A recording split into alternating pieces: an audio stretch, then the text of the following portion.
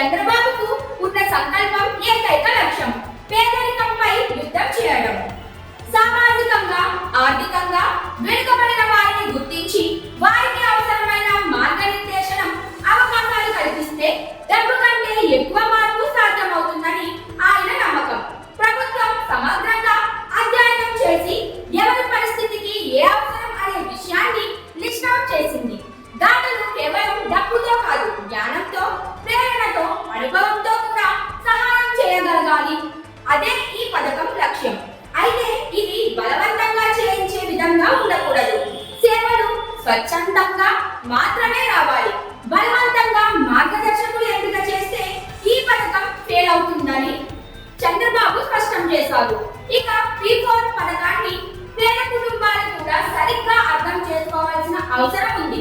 గతంలో రాజకీయాలు, vote bank వ్యూహాలు పేదలకు తినేందుకు మాత్రమే అందించాయి. పని చేయాలన్న స్ఫూర్తిని మాత్రం కలిగించలేకపోయాయి. అలాంటి పరిస్థితుల్లో P4 ఒక కొత్త ఆలోచనను జనాల్లో నాటాలని చూస్తోంది. ప్రభుత్వాల మీద ఆధారపడుతున్న పేదలు తమ స్థితిని మార్చుకునేందుకు ఈ పథకం తోడ్పడగలదని చంద్రబాబు భావిస్తున్నారు.